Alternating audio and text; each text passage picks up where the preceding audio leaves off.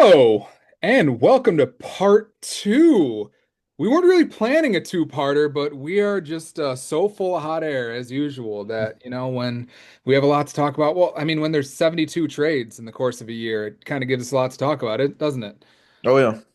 So what you missed if you kind of skipped around in the first part, maybe you skipped around to maybe your team or your trades, whatever it was, and caught whatever you caught. We did a lot of talking about the different values, different trades, how we liked the different approach of different teams. I thought a lot of good stuff in there. Not to toot our own horns or anything like that, as we love to do, but I mean, especially in Dana's segment when we were kind of breaking down some of his trades, we kind of talked a lot about our philosophies and how we value players and the timing of the trades and the trade deadline date itself and moving that up and back and the ramifications and everything. And I thought there was a lot of good stuff, especially this time of year where the slow news time of year. If you can, go back and listen to that, I encourage you to. What else did they miss in the first part one? Kind of just broke down the teams ranking wise, not necessarily how they're doing this year, but we broke them down from kind of 1 through 7 based on what they have for the future. Kind of A's and B's contracts. We talked a little bit about, maybe they missed out on trading some C's here and there, but kind of broke it down from a future perspective. Yeah, so really our perspective for that whole part one, we didn't really talk about anything about this year. I mean, I touched a little bit on Tyler because he's not really out in Roto, but really our whole perspective was just on how did this trade affect them for 2026 and how did we feel like they did at the trade deadline when getting future assets. And so that brings us to this podcast here, part two, where now we get to do the playoff primer. We are a week and 1 day away from our head-to-head playoffs starting. They'll be next Monday. We have 6 spots available. We have 7 teams vying for those 6 spots that are available, and not all 7 are gonna find themselves in a bracket of some sort next Monday. So by the end of this pod, you'll hear about who we think's going to make it, who we think's not going to make it, and we'll still, of course, talk the different trades that each contending team made to see how their teams stack up in for the rest of the season. Yep. So, with that, do you feel like there was a team? Now, it doesn't necessarily have to be like your first place team. Do you feel like there was like a team that kind of like vaulted up any positions with the kind of moves they made, or a team that did kind of well at this deadline? Um, Or it's do you tough just to want to say save it? because yeah, it's tough to say because honestly, as much of the trades that were made, and I think teams did a really good job of improving themselves and trying to push forward. I don't know really. I'd have to look back at my rankings on our last show, but I don't think it changed them a ton. Hmm. Um, and I think we might think a little bit differently on a couple of the teams, but I will say Dexter, I think vaulted up a decent amount for me with the trades he did, just because he got so much. Yes, he Yeah. traded Riley Green, but I do think Dexter's team is shaping up to be a pretty good team coming head to head playoff wise. And again, that's something we're gonna have to look at. I think there's a team you're higher on than I am, but when I look at it from a pure head to head perspective in a 2 week matchup, I think they match up pretty well against anybody. So. Again, that's the thing we don't think about often when we're doing most of these pods throughout the regular season. Playoffs are 2 week matchups. That can change things. Whether that's having more of the depth in the pitching, whether that's having closers, playing them for 1 week, not playing them for the second week, whether it's just, hey, this team's just that much better. Now you get 2 weeks to show it. I don't know, but it definitely makes it different. And I think all these teams are solid, but I think there's going to be a good team left out. Yeah, I think without giving too much away, I think a good team will be left out. Yeah, there's a team that I think we both hope gets left out. That Yeah. might be a little more scarier than the rest. The thing about head to head too is when you're in a head to head categories league, when we look at these teams and we're like, oh man, it's like they don't really have good closers. Oh, they don't really have good steals. Like that doesn't really matter. You don't have to win all 10 categories No. to win a head to head matchup. You got to win five and a half. And And some of especially when them, it comes playoff time, right? During the regular season, you're grinding, right? You're trying to yeah, get those categories win. yeah. Playoffs, you just got to win 6-4. It does not matter how or which way you do it. Hmm. So you got to figure out what five and a half. You got to win five and tie one, or win six. So you can have zero saves. You can have zero stolen bases. You can hit 35 home runs in a 2 week span and lose your matchup because your pitching was bad, or because you didn't steal any bases, or your OBP was bad, or whatever it was. Yeah. So, yeah, there's some stats that correspond well with others. I mean, if you're hitting home runs, you're scoring runs, you're driving in RBIs, you're getting on base. If you're pitching well, quality starts lead to good ERAs, good whips, good strikeouts usually. early, but I mean, they don't always go hand in hand. And sometimes, that's why we like the 2 week matchup is it gets rid of the two start barrage where, let's say you go up against somebody who's got 7 pitchers and 5 of them are getting 2 starts, and you kind of have to face off against that where you're just no chance you're going to beat them and win quality starts and strikeouts. Right. But also, Sure. it gives you time to tinker a little bit where maybe you put in a third closer, maybe you put in a fourth closer, maybe you put in that steals specialist because you're tied in steals, but you're locked up in home runs. So Exactly. one Yeah, thing there's I a lot think of there's a lot of fun with that. we might need to look at a little bit is each team's versatility. Are they malleable? Can they make adjustments? Or are they are what they are? Do they have that kind of depth? So without further ado, we're going to look at trades. We're going to look at power rankings. We're going to talk about where these teams rank, but we're going to put them in. We're going to go by our standings order here. So we'll go top to bottom by our head-to-head standings, the teams that are still alive here. And then we'll kind of talk about what our different rankings are of their team and talk about their trades. So, without further ado, we'll get into my team first, which is our Burns When I Peavy here. We have a few trades. I've been known to like to make a few trades here and there. Maybe not as many as Krim. I don't know who our career all-time trade leader is. That'd be kind of a cool thing to look up. Maybe if one of us ever gets any time on our hands. But yeah, several trades that were made since our last podcast. Let's see, 1, 2, 3, 4, 5, 6, 7, 8, 9, 10, 11 trades since the last podcast. We kind of talked about the Yandy Diaz, Salvador Perez one already on the last pod. I think that one's kind of worked out well for me because it's again Salvador Perez. He's played really well over the last calendar month or so, and over the last really 2 months, ever since I really acquired him. He's got 10 home runs in the last 30 days. So I mean, he's really been killing it for me. Gave up probably a keeper in JT Realmuto, as you said earlier, to get that, and even Yandy Diaz. I mean, talk about a win-win. Giving up Yandy Diaz, and he's been really solid. Phil, getting him 20 home runs, 65 RBIs at 346 OBP, 55 runs scored, and 3 steals. That's a quality ball player there. So I think we kind of talked about that, but we haven't really revisited how that's kind of worked out so far. We have the Littell for Weathers trade, which is kind of a wash because I ended up just giving Weathers back to Dave in that trade. Probably could have used a guy like Littell, but I just didn't trust the strikeouts and the ERA. And I guess with those two, anything remarkable about any of those? No, nothing too much. I, Like you said, Perez has helped you, so that's been the big one there. Other than that, nothing too much there. yeah. All right, then we have the Corey Seager trade where I got Corey Seager, Chris Paddock, and I gave up 2 keepers, as you said, in Nootbaar and Woodruff. Do you think that was a good way for me to spend Woodruff and Nootbaar? I think it's tough because I think you do have the pitching, but I do think you can always use more, especially come playoff time. And Woodruff has done amazing, so I'd say at this very second, I think you would maybe want to have Woodruff on your team more than Seager. But again, from a 2025 perspective, I don't think you can hate having Seager for the next 2 months. I don't think it's like an automatic, oh, I hate this. But I do think having Woodruff and the way he's pitching in a playoff run like there in Milwaukee, that is kind of a tough pill to swallow because this is right when you could have used him. Yeah, I mean for real. Yeah, I it's been a weird year for me because I spent the first 2 months of the year going, I need RBIs, I need RBIs, I need RBIs, I need some pop. And so that's right about the time I made this trade. And it felt like once I kind of made this trade, I looked at my team, I had a few injuries, and maybe that's about the time where Chris Sale went down. And then I go, holy crap, I need pitching because now all my pitching is hurt or bad or didn't work out and started pitching poorly. And now my pitching is terrible. And I could really use a guy like Brandon Woodruff. And so Yep. I do kind of have a little bit of regrets about this trade. Seager's played admirably over the last month or so, a month plus, Yep. 427 OBP, 4 homers, 14 RBIs, 14 runs scored. And, that's fine and dandy. But yeah, it kind of maybe hurt me more than it helped me from the categories I've actually needed. Yeah, I don't. Like I said, it's not an awful trade, but yeah, it's kind of a pick. Which what would you rather have? Now this next one, I know we talked about this one at length, but from a 2025 perspective, I mean, if Miller is in a closer committee, that might not help you. Yeah. I mean, if you go in a playoff matchup, a 2 week matchup, are you going to risk having Miller go in there and maybe get a save or two on the week? If it truly is a committee, that's where that's tough. Yeah, for sure.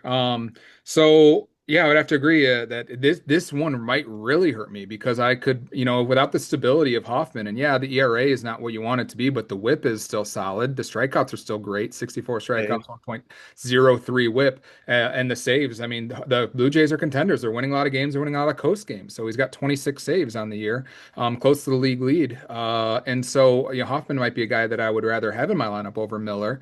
Losing Victor Scott, not a guy that I've had in my lineup a lot, but if a guy that could swing a head-to-head matchup, really, with his 29 steals. Yep. So I'm kind of having a little bit of a buyer's remorse there, but I don't know if any of these trades have kind of come out ahead. What if you were to grade kind of the last two or three, what would you say? I'd say pretty even. I mean, like I said, I mean it's not like I don't think you it's not like you got worse. I don't know if you got considerably better. Um, yeah, I mean I think it's pretty spot on even so far in terms of that. Yeah, I think the next one's when you start seeing a little bit of an edge. I think 2025 rest of year is as good as Pena's been. I think you're going to take Bregman in that lineup and what he's been able to produce. So I think that's a for sure win. Again, Pena's been good. Been Mm. really, really, really damn good. So again, are we splitting hairs? But he's been hurt. But I think that's where you start feeling a little bit better, being able to pick up Bregman. But Payne has been he's been good. Been a dog. Yeah, I mean, about halfway through 83 games, it's 11 homers, 15 steals, great OBP, 381 OBP, 40 RBIs, 48 runs. So the run production counting stats aren't really what you'd want them to be, but I guess if you multiply them by two, it's 95 runs and 80 RBIs. So I guess it's Yep. fine. From a pure this year perspective, though, I'm probably trusting Bregman the last 2 months more than Pena, and that's where you probably have to feel a little bit better about that. One thing I did kind of look at his splits. If I can keep him healthy for August, I looked at his monthly splits. And oh, I want his career monthly splits here. Oh, they're not going to pop up. I thought I had him somewhere. Oh, nope, never mind. Anyway, I was looking kind of just like monthly splits, kind of his year by year, and August is like by far his best month from like a power production standpoint. Last year, 7 home runs in the month of August, and so I'm kind of hoping I get that version of Alex Bregman and kind of vault me up the roto rankings and the head-to-head rankings with a little bit of pop there. Um, so yeah, I'm hoping that this one kind of helps me a little bit. Liberator, just not really providing much of anything the last few weeks. So just a lot of not even getting to the fifth inning, no quality starts. You can see about the time I traded for him when he was pitching good, and then you can see it all go to shit later. So that's about how things have gone for me from a pitching standpoint this year. I mean, I'd probably give myself probably like an A minus for this year, because Bregman's been playing, Pena's still been hurt, but Libertor's been bad. Yeah, no, I agree. Yeah, for this year, you can't hand it moving forward. I wonder what else I could have gotten for Pena, from a hitter or pitcher standpoint, from a keeper standpoint, because I mean, I'm assuming he probably would have been a prized asset for some if there was a better C contract or something I could have got him for, if I could have just flipped him into a what's his name, Bobby Witt instead, or into Freddie Peralta or something. Sure. I'm curious. So I don't think it's perfect, but hopefully it's just got to be enough, right? Yep. Barger for Doyle. That's nothing, right? Barger is playing so well. He has 16 homers, 52 RBIs in a little over half a season. He didn't debut until like the second month, but even over the last month, man, he's got 15 runs, 6 home runs, 22 So RBIs. just Will Smith stats without the OBP. Yeah, but he doesn't play catcher, and I can't replace that with a $1 guy and get 80% of that. So it's been really, really solid. So I mean, credit to Bryce for capitalizing. We kind of went back and forth a little bit, but I just want to take a swing on Doyle, get an outfielder with a little bit of speed. I'd lost Pena, so I wanted some speed element. So I'm just hoping that over the last month or so, Doyle can kind of go back to what he was last year, and he's got 10 steals now. He had 30 last year, 22 the year before, where maybe I can get 2 steals out of him in a week if I need to, if that's kind of a route I want to pursue. Just wanted to kind of take a swing there over Barger, who's a C contract, who I was kind of running out of spots to put him in my lineup. So just kind of give myself a different look there. Yeah, and then I think the next one too is where you see some wins there. Obviously, King, we talked about that earlier, but again, 2025, I think you have to like Valdez and Finnegan. I mean, that's a win there. I mean, it makes your team better for this year. So, Yeah, my only concern would be like if King comes back in like the next 2 weeks, I could see him just going start for start with Valdez, and then it might not turn into much of a win after all. But I but did even one still, if quality it says starter he's coming, Valdez. this is where you got to look at the head-to-head playoffs. So if it says he's coming back August 13th, you might not be able to start him in that first week of that playoff matchup. I might not need to start him in that first week of that playoff matchup if things go according to plan. Yeah, that's true. Yeah, that's true. You might get a bye, so you might be good there. Yeah, Yeah. easy division. Do you think that this is a good way to use Michael King to get Yeah, back? yeah, because like I said earlier, I also think from if we are talking from a next year a little bit too, Valdez is a keeper, so I don't think he really lost out too much there outside of a little bit of a price hike. Yeah.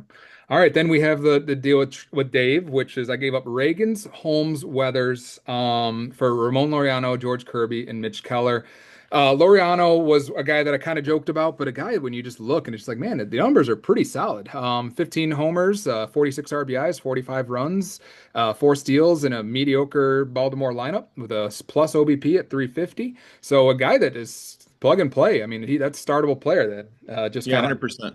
And this um, trade too, really, I mean, again, from a winning in this year look perspective, Laureano, Kirby, Keller all help you this year. Holmes would maybe a little bit, but Weathers and Ragans, I mean, they've been hurt, so they're not going to help you too much this year. So again, overall, I got to give you a great grade on this because again, pushing for a championship, this is the types of moves you got to do. But I got well, to pee real quick while you keep okay. talking. All right. So then we have the next one. We have Duran for Finnegan, which is a trade that, like I said, Chris and I kind of went back and forth. We weren't sure if Fairbanks, weren't sure Duran. We made this trade right before the trade deadline, the MLB trade deadline, where we both kind of took a risk. Chris was willing to take the risk that Duran gets traded to somewhere where he's not the closer and he loses them for nothing. I take the risk that Finnegan kind of the same. And unfortunately, it looks like Finnegan's going to be the setup man to Detroit next to Will Vest, and then Duran's going to be the closer in Philly. So I'm hoping that Duran can be a difference maker for me. So absolute no-brainer. Even if you could go back and you knew where those destinations were, you could see this was on Wednesday. But even if this was a Thursday night trade,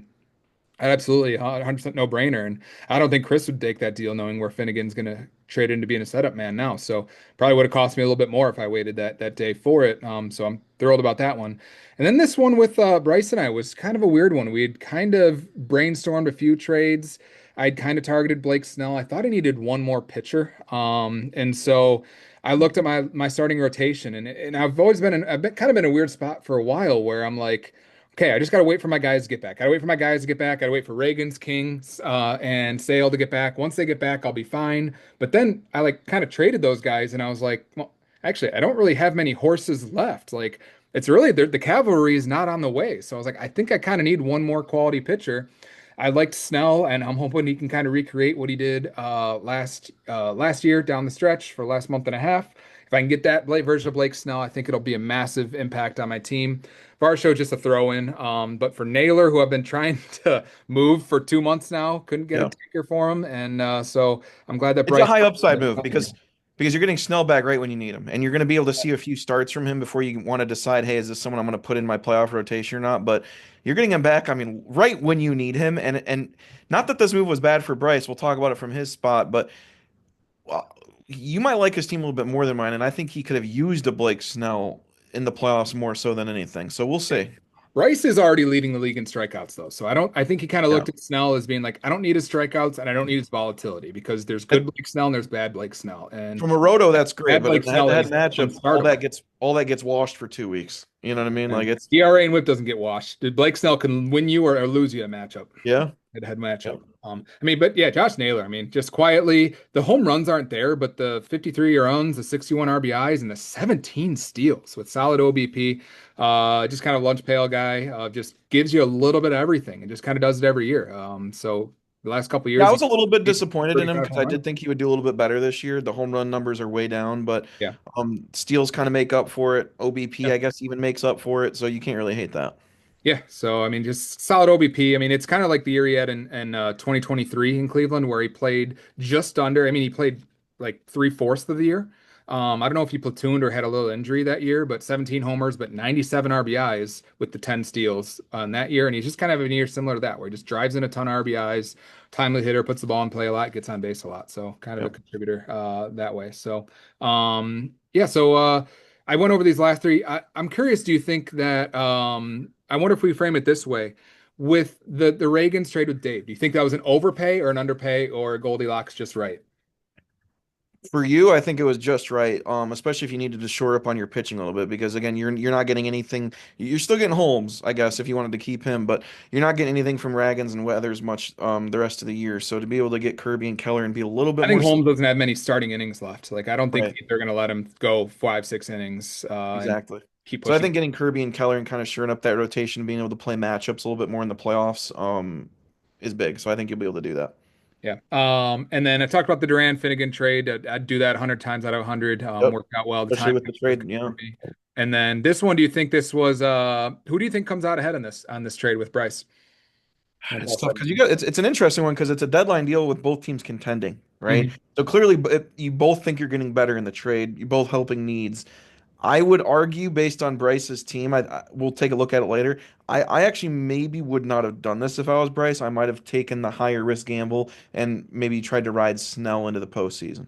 Yeah, Bryce ended up flipping Naylor, but we'll talk about that a Yeah. little bit later. So, as we kind of come over to where I'm at here, it's been I don't know if it's what you call it a weird year or what you'd kind of call it, but obviously I've had massive pitcher injuries. I had Michael King go down several months, Reagan's go down several months, Chris Sale go down several months, and you expect your pitchers to get hurt. Your pitchers aren't all going to throw 200 innings, but you'd hope for them to be like, oh, a blister here and there, oh, a hamstring here and there, maybe out for a month, not 2 or 3 months for three of my top four.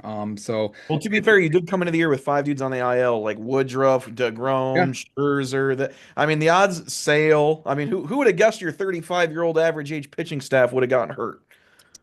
yeah, I mean the guy's with checkered health histories for sure. And who would have guessed that DeGrom would be the last I man know. standing and leading my team in innings pitched? Right. And yeah, Framber Valdez has more right now, but certainly not my team. So it's not even Who would have close to guessed? the most innings for my team. Yeah. Um, And that's the thing too, like because obviously since we're looking at these teams from 2025, I'm not looking at C's, I'm not looking at salaries right now, just looking at your team. I think your rotation, i I think it's solid. I think it'll compete. It's not as scary, I think, as it once was at a mhm. certain point in the year with the names Well, you had keep on. in mind I got Bieber and Sale down there. Yeah, Sale should be back maybe by your first playoff matchup. I'm hoping if I can get the buy and I can get him back close to that second week Right. of But playoff. again, do we also think of Atlanta being out of the playoff race? Do they start shutting him down? There's a chance. And that's where you got to be a little hesitant on that as well. Same with Grant Holmes. So we'll see. I am a little nervous about the pitching because you just never know how many more innings DeGrom is going to give. Kirby's finally getting. I mean, we're literally Kyle outside of Framber Valdez and Chase Burns coming up because he's a rookie. We're looking at all these dudes having checkered pasts of Mhm. not being able to finish seasons. I mean, Yeah. DeGrom, Valdez, Bieber, Sale. A lot of these guys. So I will say I am a little worried about the pitching, but Mhm. you can play matchups right. The lineup wise, I think it's obviously solid, and this is despite some dudes having down years like Mookie Betts, Gunnar Henderson, guys like this. But your lineup, I don't see that I don't think there's a weak spot in the lineup. You Mhm. only have two dudes over 20 home runs. Yeah. Um, But you, once I put Acuna and Buxton back in there, I won't have anyone that has less than 11 really either. right. So a couple guys You don't shipping really have any dudes singles. over 60 RBIs outside of Salvador Perez. So I do think there are kind of holes, but weirdly enough, by the time playoff time happens, all your hitters are healthy, all of them are locked in, ready to go. I mean, that's a pretty formidable lineup. It Yeah, doesn't matter that they only have 50 RBIs. Now, yeah. all that matters is what they're doing in those 6 weeks of playoffs, right? So the fact that I think you're almost like getting geared up at the right time. Yeah, I'm hoping so. It's weird because like I'm fifth place in Roto right now. I don't think I've been in first place at any point this year in Roto. No. I've had injuries, I've had underperformances from players that I wouldn't expect underperformances from, guys that have been good for, my superstars, my Mookie Betts and my Gunnar Hendersons and Corey Seager have like all underperformed. I haven't had Acuna for most of the year, Yeah. and now he's back hurt. Three of my stud pitchers hurt, and like that stuff happens.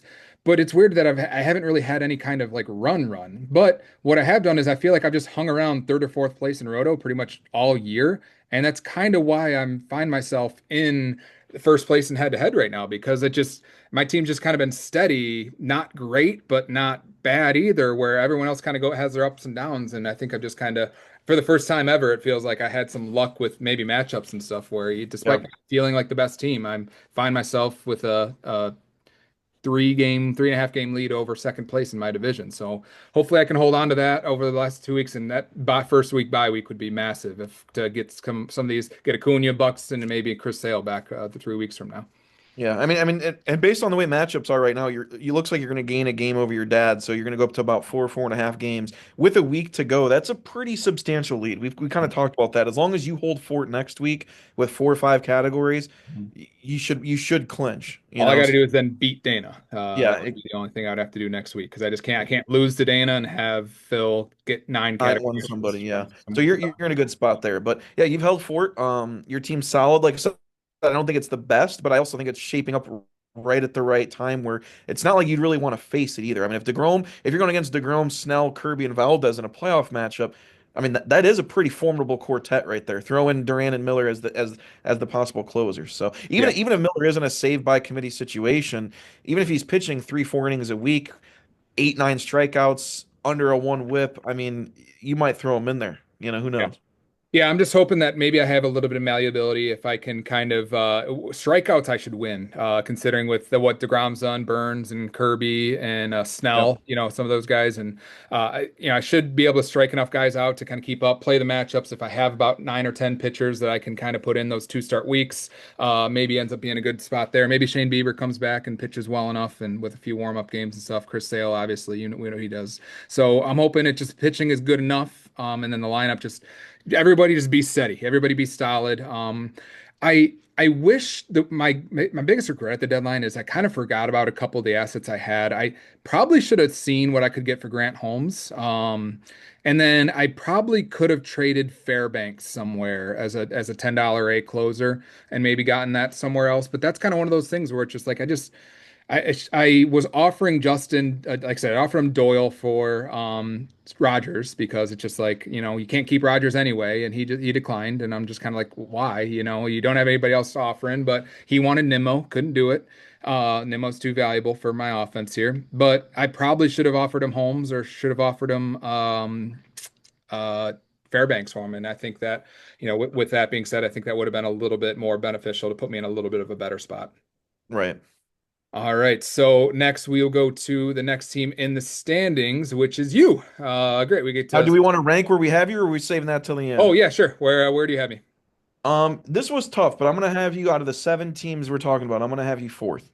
Okay, I have me third. Yeah, I'm kind of a little bit hopeful, but yeah, I definitely don't feel like I'm the best. I feel like I can hopefully compete, but we'll see Okay. where that goes. All right, next we have your squad here. You were pretty quiet on the trade deadline day itself. I don't think you Mhm. really made a trade. And did you make a trade in the last month here or no? In the last couple weeks, what was your last deal? Just the Logan Webb one. July 23rd. So yeah, about the previous week. So you got Webb and Abbott for Neto, and then you got one June 8th, and that's it since the last podcast. So Yep. you you gave up Seiya Suzuki, Shane Smith. You got Abel and Merrill. Can't feel great about that one.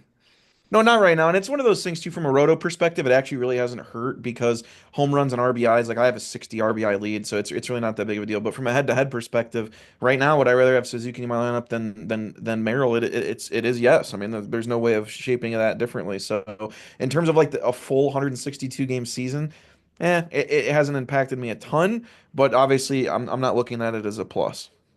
Do you feel like you should have made another move or no? No, because I really wonder what could have been done. I did have a lot of people asking about Roman Anthony, but I coveted him very much highly, just like Nito, and he's proven himself so far. Um, Do you feel like the salary cap hindered you from making any other moves? no, actually not too much. No, no, not really.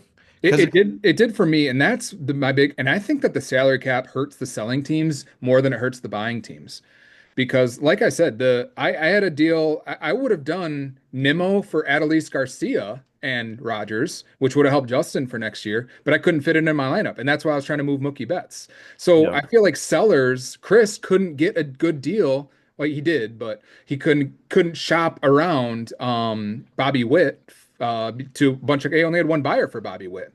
Same thing with Dave. No, I couldn't offer Dave a Julio offer because I had no room for him in my lineup. So it really hurts the sellers when you put the salary cap the way we do. So I don't yeah. feel like In the it. We back of my voted it in, mind, but I don't know. in the back of my mind, I knew I had Alvarez coming back, which is a big Exactly. $46 tag. And that weirdly enough, even though he's been in my roster all year, I've kind of looked at that as like my trade deadline pickup because he's supposed to have been Yeah. back for 3 weeks now. So that's kind of like my big like, hey, my offense is already nasty. Here's another bat coming in. So I almost felt like I just didn't, weirdly enough, not even saying resting on my laurel, but I figured, hey, if I make moves, I don't think I catapult easily to the bona fide #1 team. And if I don't make moves, I still don't think I really fall further than the third or fourth best team. Like, I don't think I would have helped my odds winning the championship too much, but that's why I liked the Webb and Abbott deal because I felt like it shored up the rotation. Yeah, I mean, I would have to give you an A plus, give turning Neto and into Webb and Abbott. I think that those are two pitchers. You needed pitching. You got pitching, two guys that you can plug and play into your lineup.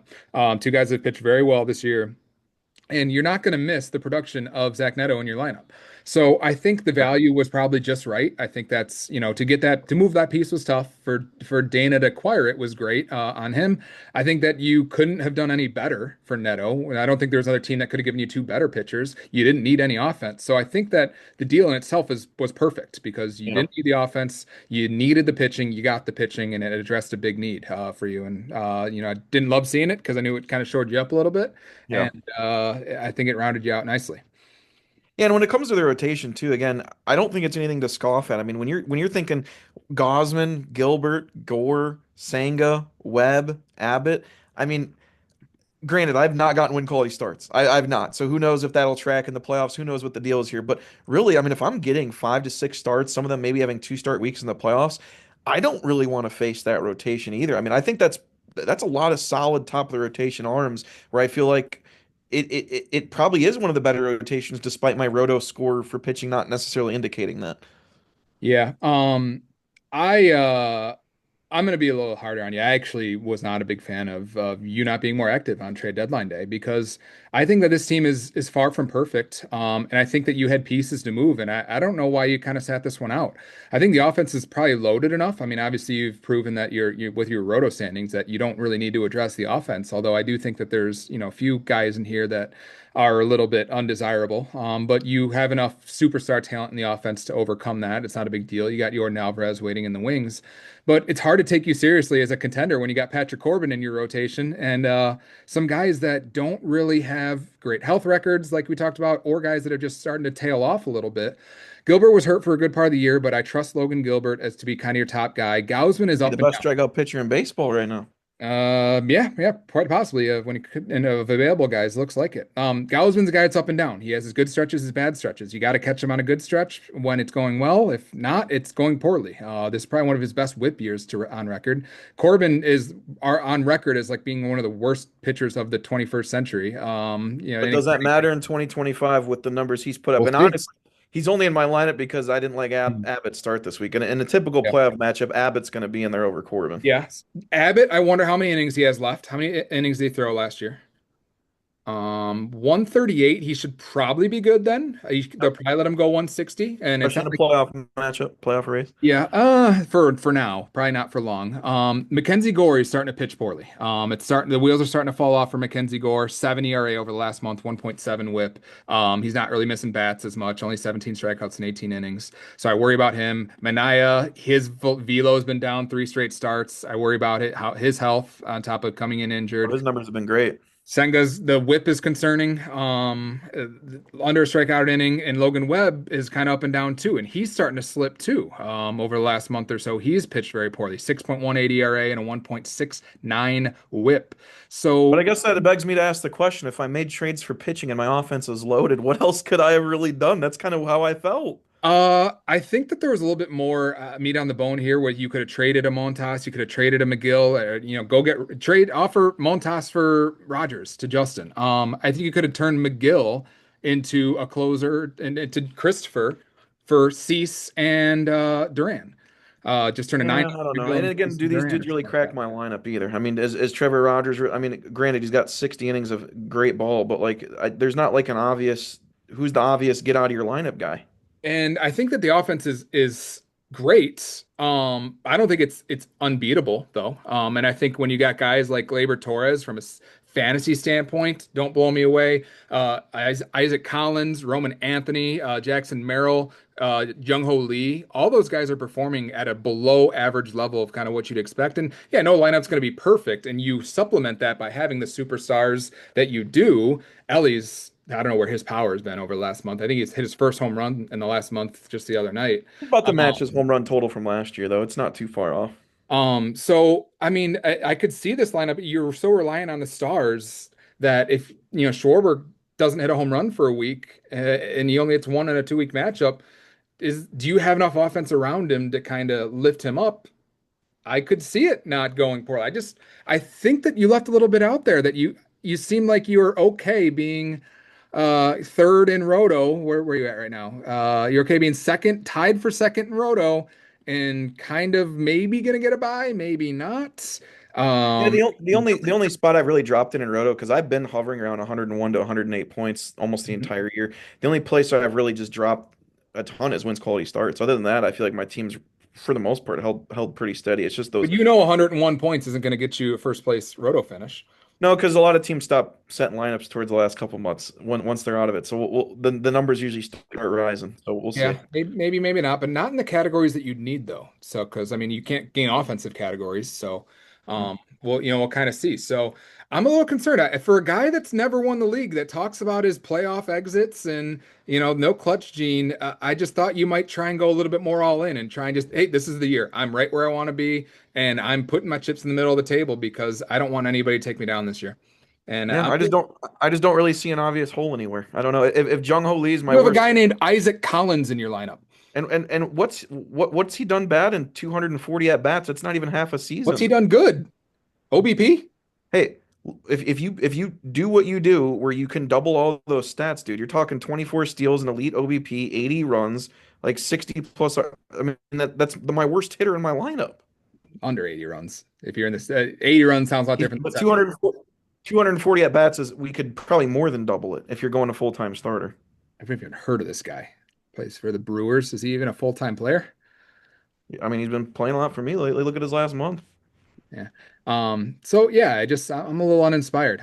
So I had you in fourth in my power rankings. I had you at one spot behind me actually. I got myself third, so I guess I got one spot ahead of you. Look at We that. flip-flop. We were the That's exact about right. opposite last time. You had me one Yeah, ahead, you one ahead, now we flip-flop. Now I feel both feel better about our own squads. exactly. Still not the best though. We still have guys in front of us, so maybe this next team will be one of them. Special K is our third place team. I'm hoping to hold him into the two seed.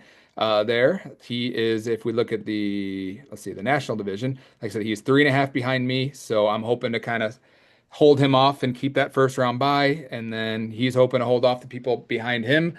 It's looking like he probably will, but anything can happen. The craziness can happen. He's got Dave Yeah, next week, so hopefully I don't see Dave taking 9 categories from him. So it's no. looking like he's pretty solid. So Phil's made his fair share of moves, as he always does. We can count on him to always be active on the trade front. So as you pull up his team here, go back to June 2nd. Man, a couple different trades. So he gave up Salvador Perez when he was a bum, and he had 8 catchers on his team. Yandy Diaz, I mean, like I said, he's got 20 homers, 65 RBIs this year. Just keeps doing it. 346 OBP, 3 stolen bases, and 55 runs scored. Got to give an A plus for that. So yeah, Salvador Perez has played better, but he was never going to put Perez in his lineup because he got Cal Raleigh. So a win there. Speaking of wins, to get Cal Raleigh to only give up Max Meyer, Josh Lowe, and Dylan Cruz, an A triple plus or what? Oh yeah, yeah, I would say so. Yeah, I mean that was especially for this year in particular. I mean, almost that huge surge at the All-Star break from Cal Raleigh has been all him. And a huge surge from Special K. And the way he's kind of moved his way up the rankings, I would say, has been heavily on the back of Cal Raleigh and the stuff that he's done. So, Yeah. gotta like it there. Cutter Crawford for David Peterson. Peterson, his whip is really hurting. I guess not as bad as I thought. Wow, he's actually pitched better even recently. I thought he was kind of starting to tail off. But no, he's got a 1.23 whip. That doesn't kill you. That's fine. That's just average. And a 2.83 ERA. So still pitching very solid here. Getting you some quality starts here. Yep, 6 innings, 2 runs, 6 innings, 1 run, 6 innings, no runs, 7 innings, 1 run, 6.2, 1 run. Wow, he is absolutely dealing, David Peterson is. What a pickup here. Another A Yeah. plus here. It seems like Phil seems to win his trades more times than not. And I feel like I never even win any of my trades anymore. But hey, such is life. But you got to give an A plus for that because wow, Cutter Crawford probably not going to be a keeper, and David Peterson just out Well, dealing. Maybe is that the best run of anybody? I don't know, maybe. Pitcher? Yeah. Yeah, I mean, if we go to freaking our pitchers here over the last month, You do like those last months. I do. I gotta reset my dates here. And we want to go by where's my Go. Oh, their score. Suarez is number one, actually. McGill, Jansen, Diaz, Lodolo. They have up there for. Oh yeah, he's dealing. A lot of guys. Okay, maybe not. Oh, he didn't even crack the. I wonder, did he get lit up or something before that? I have no idea. Interesting.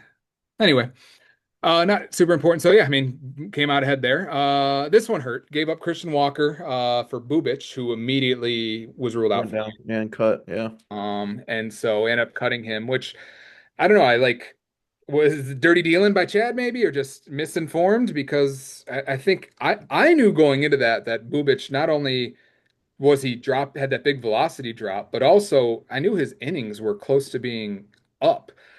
He was a Tommy John guy who got Tommy John 2 years ago, 16 innings the previous year, 30 innings last year. They weren't going to let him throw 160. He only threw 30 last year. So Yeah. he finished at 116. That's about what I would expect him to throw this year. So I actually had some discussions. I offered a month ago. I offered Nick Kurtz for Bubic. I'm glad Ooh. that Chad turned that down. It was actually Kurtz and Leiter, which didn't really work out anyway. Leiter's a bum. He turned it down.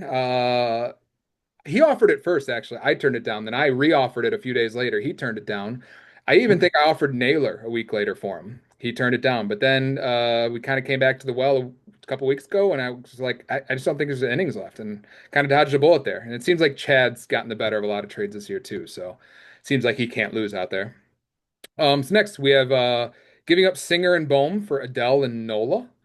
I mean, Singer just had a quality start the other day, and I don't know what we're gonna get out of Aaron Nola. Is he coming back? Let's see, first rehab start Mhm. in AAA.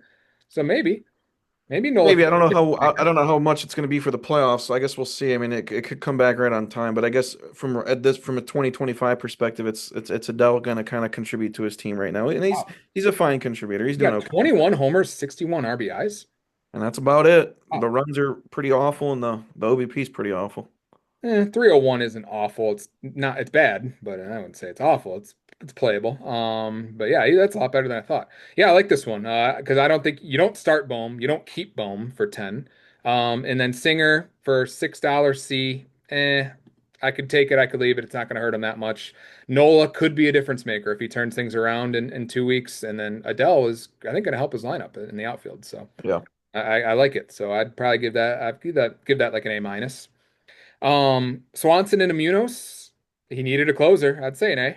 yeah, I would. Yeah, You can't do much better than Andres Munoz this year. He's been elite. He's got 24 saves. He's got a .9 WHIP, a 1.29 ERA, 54 strikeouts. You can't do a whole lot better than that's that. going to be huge. Probably not keeping Swanson, and Swanson over the last month has been garbage anyway. So it's not like you're wanting to put him in your lineup. So massive win there. I'd say A plus there. And then Yep. this last one was interesting. This is the only one I actually have kind of a take on, which is turning Jazz Chisholm into Fernando Tatis. Now I kind of stood up for him in this deal here because I do think that Tatis is better than Chisholm and rest of the season. I do think it is a slight upgrade. Both of them have checkered injury histories. Here's the thing, though. This was Phil kind of being desperate to move Jazz, it felt like hearing from him that there was a couple guys offering, sound like maybe going to Chris, maybe Jazz going to Dana wanted him, maybe going to Dave for Julio was an option. And then he just settled on sending him just for Tatis. And I'm sitting here going, this trade happened at 11:55. So this was an hour before the deadline. And he got Tatis for Jazz an hour before the deadline. You like the asset of a $26 Jazz or a $24 Jazz way more than a $50 Tatis, right? Yeah, and kind of what you said earlier to piggyback off it. It's one of those things that late. Why not ask for Trevor Rogers? Yes, that's exactly where I was going with it. Yeah, why not ask for Jesus Sanchez? Why not ask for Trevor Rogers? Would Justin really have said, "No, you're not taking my C player that does Yeah. nothing for me"? I mean, you At know what I that mean? point, Like yeah. that's the perfect time to have just got. I think the trade looks a lot better if he could have used a Sanchez Yes. lineup the rest of the year, who's Because probably you might put in Jazz over. could outperform Tatis. He very well could. He has that Yeah, kind of upside. There's no yeah. guarantees. And then Trevor Rogers, whomever. I mean, it's not like the end of the world, but it's one of those things where yes, 2025, does it make Phil better? Maybe. I mean, do you see a world where Jazz could outperform Tatis in the next month and a half? Yeah. I mean, they're Yeah. both really good players. But the $30 difference does hurt for next year. And I think, again, we're not talking about Phil's team for next year. He went all in for this year because Yeah. he does not have much going into next year. He does have a lot of C's that are playing. Hey, Jordan, you got that going for you. So they Yeah. still going to be probably behind you heading into the season there. Yeah, because I mean Um, he's got a lot of C's performing for him and stuff like that. So you got to give him props for going all in. this would be like trading Riley Green for Seiya Suzuki straight up. Like it Yeah, doesn't, yeah, maybe you prefer Seiya Suzuki a little bit, but it doesn't close the gap. And in that trade, he got Castellanos and the Pittsburgh guy, and he got just Jacob Wilson. yeah, So I'm wondering where those other pieces are to kind of pull this deal off. And yeah. so it was puzzling that get Adolis Garcia too. Get Trevor Rogers, get whoever. Whoever.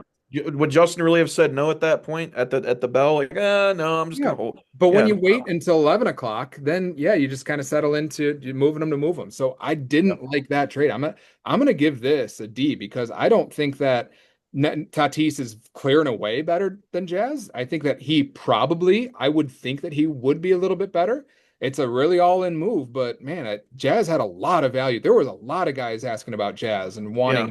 really wanting Jazz, and I also think it matters too. I mean, I'll be honest. I think it matters where they hit in the lineup. Tatis doesn't have the RBIs because he hits first. Mhm. Jazz is hitting Yeah. behind some dudes in a certain spot. He's also at a little bit more of a premium fantasy position. Less runs versus RBIs though. Less runs for Yeah. Jazz hitting fifth, and Yeah, and obviously a little bit more steals from Tatis and stuff, which is why I say I do think it's a little bit of an upgrade. But is it a $30 upgrade? But no, it's a tough one. not worth the upgrade for sure. And had he done this a couple days ago, then maybe there's some other strings he could have pulled where even he took on more salary. Maybe he could then take on Yeah, Julio in a different deal or something. I don't think he would add assets left, but then maybe Garcia goes somewhere. I know some teams asked about Miguel Garcia. Um, and then maybe he could take on more salary because of what the salary he still had room for. Yeah, he's only got 239 salary use right now, so he actually had some salary space here. Maybe not with Nola, but I look at this team and it's an imperfect team. I mean he's got his studs now in Tatis and Raleigh, but all the remaining teams have studs on them. And then you kind of look and it's got some steals. Yeah, it's got some players, but a lot of times I judge teams by like the worst players they have in their lineup by their holes, and it's like Terang is fine in a vacuum because of the steals. So you can have a guy like Terang in your lineup for his steals. You can have a guy like Miguel Garcia in your lineup for his steals. You can have a guy like Caballero in your lineup for his steals. You need one, not three of them. So you want to have guys like, yeah, sure, you can have one of these guys in your lineup to just get you your steals that you need, but you don't need all three. So then when all three are in your lineup, dragging down your RBIs, dragging down your home runs, it turns out to be not a great offensive lineup. You got Goodman, Adele, Arozarena, Yandy Diaz, and Cal Raleigh, all with 20 plus homers. Devers with 19. So I think there's some pop, there's some speed. And then the but this is where rotation maybe has upside. I don't think it's one of our best.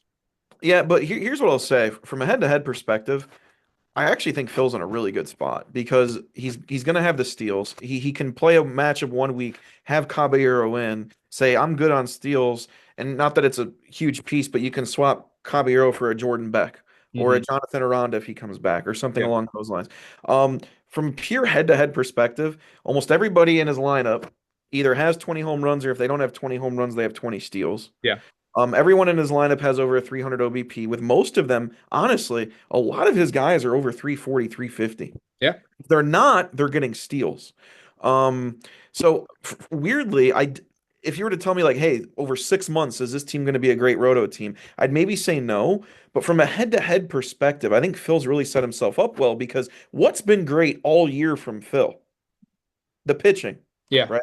The Mhm. pitching's been amazing. And although these might not be household names, who wants to face this in the playoffs right now? This I is don't. this could be a sneaky team. I mean, this because I could see this offense outperforming your offense in a good week. Yeah, exactly. And it just comes down to the pitching, More which is a coin flip.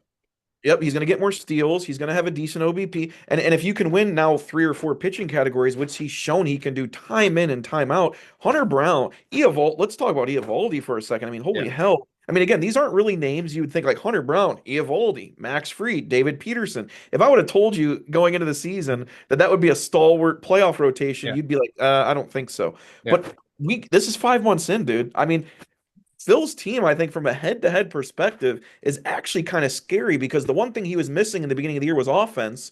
Who did he go get? Rally and Yeah. Devers Yeah. and Tatis. Yeah. Well, offense is covered. Who did he lose pitching wise? Well, really, nobody because Popular, but yeah, it's still got replacements. he hasn't given up any of his studs. I'm outside him losing Clase was actually a little bit of like a saving grace because I would argue Phil might be set up head to head wise as the best or the second best team. He just might. It's it does look pretty good. I don't. It's hard to see a lot of holes. It's you look at it and you kind of got to squint at it, and you're like, I don't know. But then now you actually look kind of into the numbers of some of these guys, and you're like, man, you're right. It does kind of have a little bit of everything, and he doesn't have a lot of guys that hit home runs and steal. It's not like he has Brandon Nimmo up and down his Right. lineup getting him 15 home runs, 15 steals. He just has the exact opposite. It's And somehow with how many steals he has in his lineup in a playoff matchup, I might yeah, not start Caballero week one. I yeah, might just say, hey, I got you're gonna steals need from it. Tatis, Arousal, all the. So I think you're a good team when you can sit there and play around with matchups. And I think he can do that as long as he doesn't suffer a Hunter Brown or an Eovaldi. If he loses one of those stud pitchers for the year, that could be a huge thing because I don't think he has the depth there.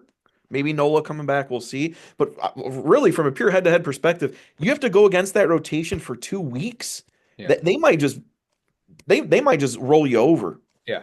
Yeah, they could. And I mean, Class A could be like a small blessing too, because Dennis Santana is pitching better than Class A this year. Yeah. Better ERA, better whip, a slightly less strikeout rate. But now that he's going to be the closer in Pittsburgh, I mean, it's not really a great team, but if they're going to win, they're going to win by less than three Right. runs. I mean, if you take away the names, if you put your hand up on the names and you just look at the right side and you look at Ks and ERA and WHIP, Yeah, you go, "Wow, that's fucking good. yeah, That's yeah, really good." yeah, Like Bill's team is ready to rock here in the head-to-head playoffs, man. If he gets in, yeah.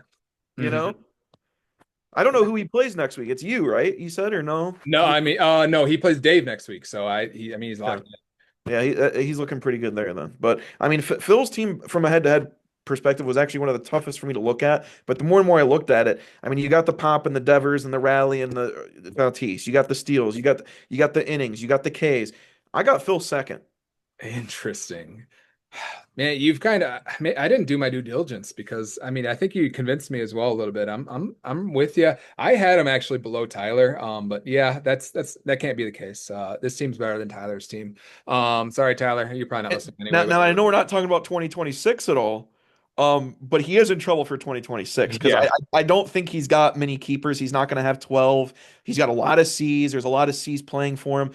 I don't think he's going to be bad by any means, but but just like you, he knows how to make deals. He knows how to make moves. But he really does not have many keepers. He's going to be one of the. He's all in for this year. He's got to win it. Yeah, he's got maybe four. yeah. I mean, it's tough. Yeah. Yeah. So interesting. All right. So a team that could be scary if it kind of I stays. don't want to play Phil in the playoffs. I would rather play a few other teams than Phil in the playoffs. Yeah. It's interesting. So yeah, I think you kind of convinced me a little bit there. All right, our Yeah. next team that we don't really need to spend a whole lot of time on because they didn't do anything was Peter's team. Peter is right now in Yeah. fourth place, so he is 3.5 games behind you in your division there. If we look over at the transaction history for Pistol Pete's platoon, we have one trade since the trade deadline. As of Yeah. a week ago, he traded and was on the receiving end of Pete Alonso. He gave up McClanahan and Jorge Polanco. Which I Um, think makes sense for this year, right? yeah. 100%. Yeah. Yeah. So I mean, sure, yeah, I guess you give that probably an A. Yep. Didn't really give up anything that's not replaceable there unless McClanahan comes back in a Cy Young next year at $9 or whatever. But it's hard to see that because his innings are going to be capped, but we'll see.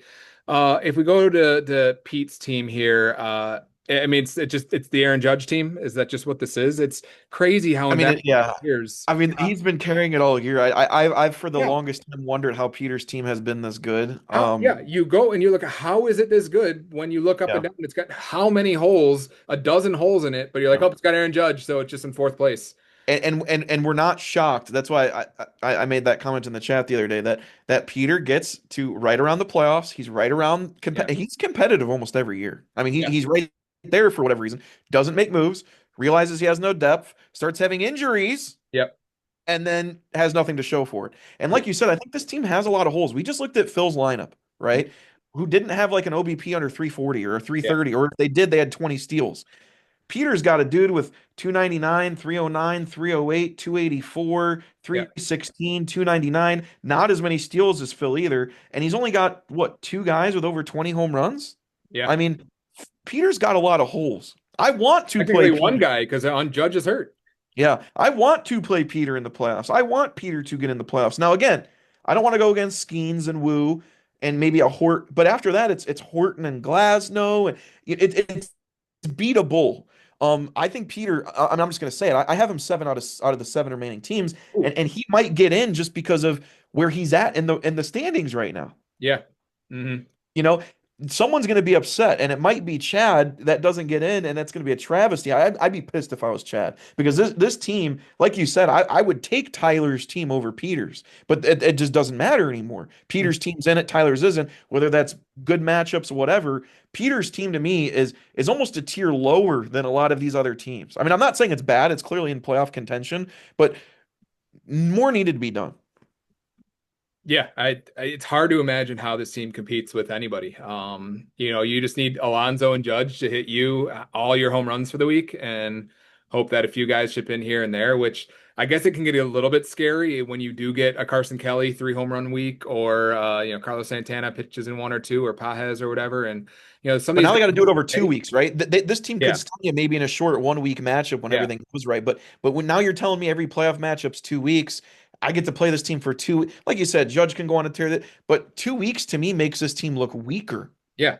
And I even messaged Peter because, I was like, hey, like how about Tyler Glass now? How about whatever else? And he firmly declined. He's like, I only want to trade Otani. I was like, you don't want to make any other trades, like go one way or the other, or anything like that. He's like, nope. I'm like, okay. Uh, Yeah, bold move, Cotton. Let's see how it pays off for him. right. Not going to pay off for him. I don't think he's going to catch anybody in Roto. I don't think this team can make its way through head to head. Well, It's not going to have a first round bye.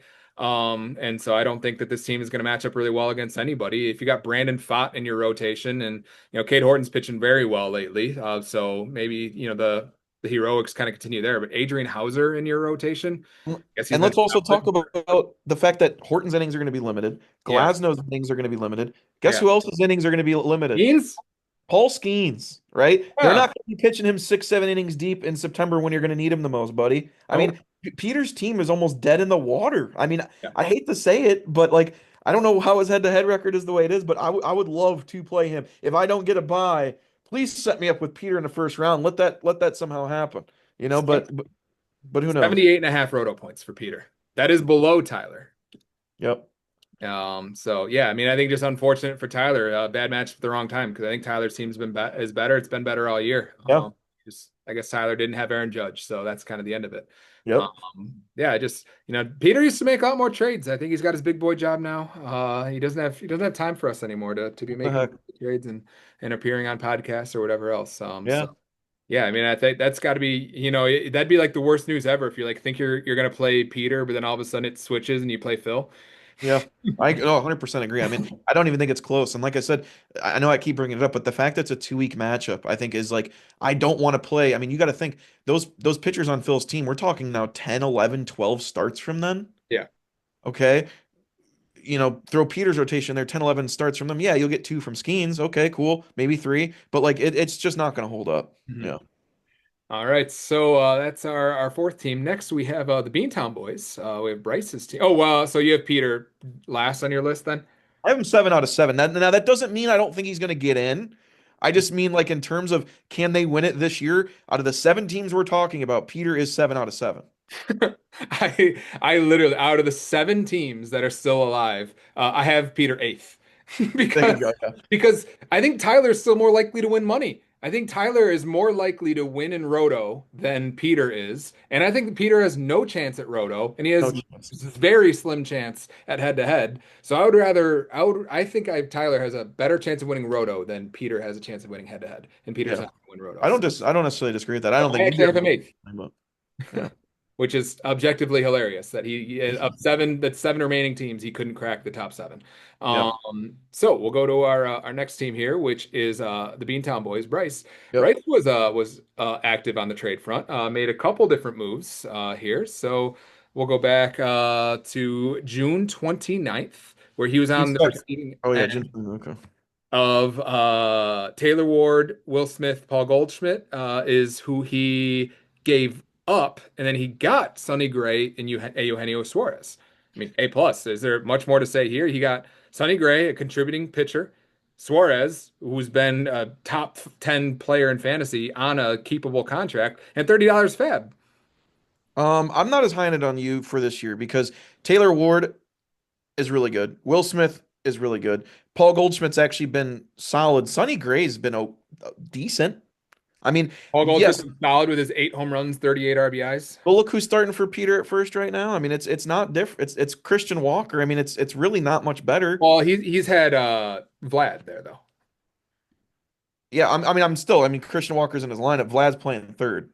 Yeah, Not that that after that. matters, but I'm just saying, like, he has to play Christian Walker because he's got no better option right now. Yeah. And then that's what I'm saying. It's Christian Walker and Paul Goldschmidt's stats are not that different. So really, this trade breaks down to is Eugenio Suarez as a whole, and I guess Sonny Gray, but Sonny Gray's numbers are not as good as they've been in the past. Mhm. Is Suarez as a whole Started on recently. better than giving up Ward, Smith, and Goldschmidt? And I'm honestly not sure it is. Hmm. Hmm. I'm Interesting. not sure it is. I think I would rather have the combination of Ward and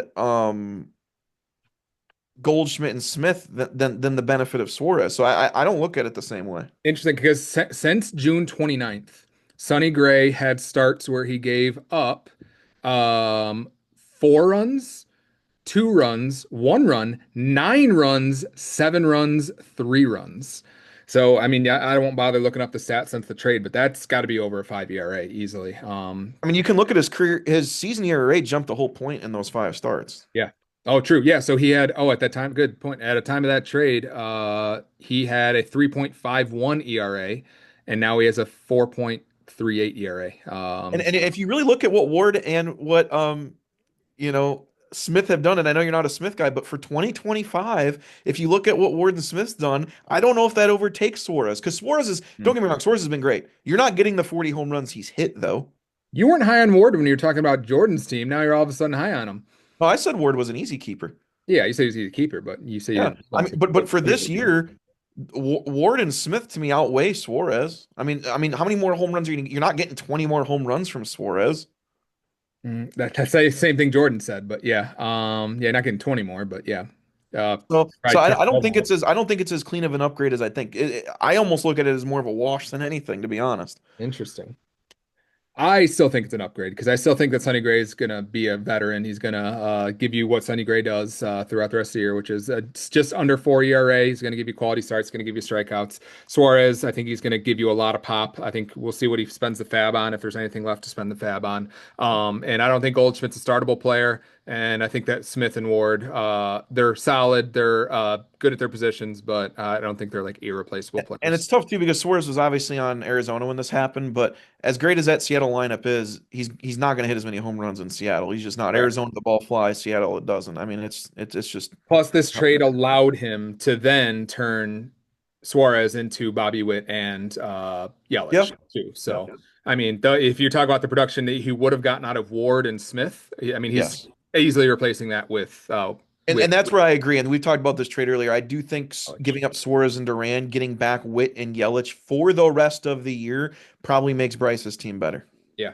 So then he has Barger for Doyle. I think he wins that trade easily because neither one of them are going to be keepers, but Barger's been playing a lot better than Doyle is, a lot more Yeah. pop, pretty solid over last month. So, and more flexibility. So I think that's going to be an A plus there. Um, Now we talk about the Suarez, Duran, Rodriguez. I think he got better getting Witt and Yelich. I mean, when you get maybe the top three player, maybe the best player in baseball, and Bobby Witt, best fantasy player, probably not this year, but he was last year. Do you think that this was not enough, just too much, or just right to give up for Bobby Witt and Yelich? I think it was just right. I mean, obviously Suarez is a dynamite keeper next year. Witt, I don't think is a keeper at the price. Yelich is a C, I believe. So he did theoretically give up two keepers in Suarez and Duran for this. But again, from a can we win now perspective, I think Bryce got better here. Yeah. I don't Um, think it's by a ton though, which is the same thing in the last trade. I yeah. don't think it's by a ton. So it does beg you to ask the question, was it worth it? I do think he got better. Was it worth giving up a $10 Suarez and an $11 Duran and stuff like that? I, if Duran kind of plays what he did, kind of halfway between what he was last year and what he was this year, and he just kind of plays at a rate where he's like about a 20-30 guy, isn't that basically what Yelich is getting him anyway? Like, and I think that one of them's playing out of their mind, one of them's playing And Duran underperforming. scoring more runs. Duran's probably still going to finish with 90 runs. Yeah, I mean, I think that Duran could outperform Yelich rest of season too. It's So possible. I actually don't really like this one because I think that Bobby Witt's having a down year. Yelich is having an up year. So I don't know. You can't use the same different logic the same way like that. Oh well, Bobby Witt's not going to perform better, and Yelich is going to perform worse. Well, But hey, it's weird. another thing to look at too is I'll go, okay, well maybe he needed steals, which he only has one dude over 16 steals, which is CJ Abrams. The next is literally Juan Soto. Yeah, So it's like, okay, maybe he needed steals. But then I'm like, okay, so he gave up the home runs with Suarez, right? yeah, He got one dude in his lineup over 20 home runs. yeah. Hmm. So that's why I Which figured 20 is an arbitrary number though, I get it. Yeah. But that's because why he's got a lot of guys with 15 plus. when I was curious when we were rating these teams, I felt like this team we were going to be the most different on because as much as he's made moves and stayed in it and his team is very good, um, I don't know if I'm going to be on high in it as you because I just don't know from a head-to-head perspective if over a 2 week span this team's going to outclub you very much. I don't know how many categories he's going to win. I'm not saying he won't win a couple, Um, um, but against these other playoff lineups, it's not better than mine. I don't think it's better than yours. It's not better than Phil's. I am high on this team, and in about 4 minutes, I'll tell you exactly why I'm high on this team. And the answer might surprise you.